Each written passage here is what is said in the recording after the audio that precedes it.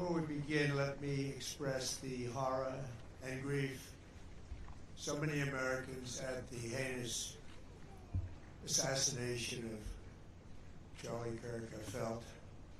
Charlie was a giant of his generation, a champion of liberty, and an inspiration to millions and millions of people. Our prayers are with his wonderful wife, Eric, and his beautiful children. Fantastic people they are. We miss him greatly, yet I have no doubt that Charlie's voice and the courage he put into the hearts of countless people, especially young people, will live on. I'm pleased to announce that I will soon be awarding Charlie Kirk posthumously the Presidential Medal of Freedom.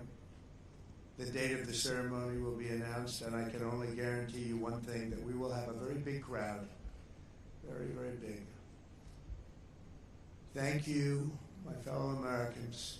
84 years ago this morning, the banks of the Potomac were filled with the clamor of construction workers who broke ground on the building now known as the Pentagon on September 11th, 1941. At the time, it was the biggest building ever built. From that moment forward, this structure stood as a monument to American strength, power, and cherished American freedom.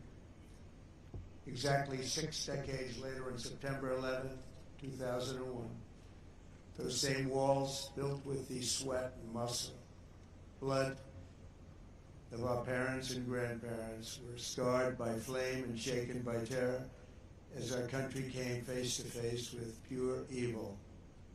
On that fateful day, savage monsters attacked the very symbols of our civilization. Yet here in Virginia and in New York and in the skies over Pennsylvania, Americans did not hesitate. They stood on their feet and they showed the world that we will never yield, we will never bend, we will never give up, and our great American flag will never, ever fail. That terrible morning 24 years ago, time itself stood still. The laughter of school children fell silent. The rush of our traffic came to an absolute halt. And for 2,977 innocent souls and their families, the entire world came crashing down so suddenly. In the quarter of a century since those acts of mass murder, 9/11 family members have felt the weight of missed birthdays and empty bedrooms, journals left unfinished, and dreams left unfulfilled. To every member that still feels a void every day of your lives, the First Lady and I unite with you in sorrow. And today, as one nation, we renew our sacred vow that we will never forget September 11th, 2001. Amid the horror of that morning, some used cell phones and office lines whispered their final words to those who mattered most. They whispered indeed. At 8:59 a.m. aboard United Flight 175, Brian Sweeney called his wife Julie. He told her, "Do good, go have good times. I totally love you. I'll see you again. I'll meet you up there." 4 minutes later, his plane hit the south tower of the World Trade Center. At 9:12 a.m. aboard American Airlines Flight 77, Renee May called her mom. Just the day before, Renee had learned that she was 7 weeks pregnant, but she never got the chance to share the news. She simply said, "I love you, Mom." 25 minutes later, Renee's plane struck the Pentagon. So violent a strike it was.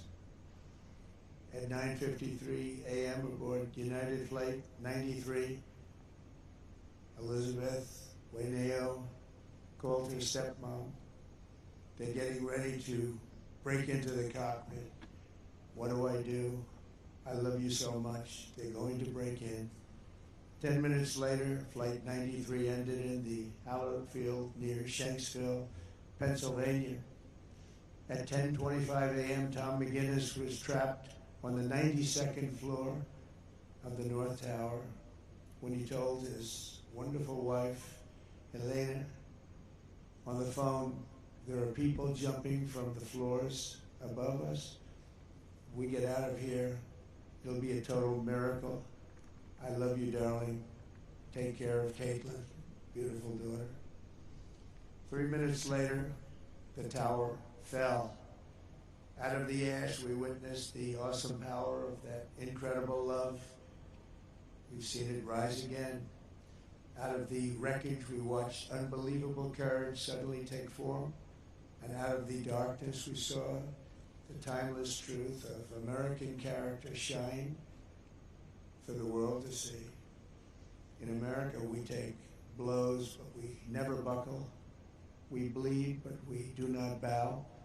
And we defy the fear, endure the flames, and emerge from the crucible of every hardship stronger, prouder, and greater than ever before. Last year, we were a dead country. Now we have the hottest country anywhere in the world. In New York, there were heroes like Chuck Costello, a 46-year-old elevator mechanic, and a member of the Knights of Columbus. He selflessly ran into the World Trade Center to free people trapped in the elevators. His body was not found until the following January, deep under the debris. While going through his belongings, Chuck's widow, Mary, a phenomenal woman, discovered a personal prayer written in his own words, "Help me to light the way for those in the dark, and when I enter the darkness, let me not panic, but patiently wait to remember the light." Beautiful words. When the time came, Chuck ran boldly into the darkness of hell on earth, and now he shines in the light of heaven above. We remember him this morning. That day we learned that the American heroic spirit was all around us. We saw it in the police officers, the great firefighters, the service members here at the Pentagon, and in the hearts of every American who answered history's call. One such hero was Army Sergeant First Class Steve Workman, who was on the edge of the impact zone when this incredible Pentagon was hit. He was right.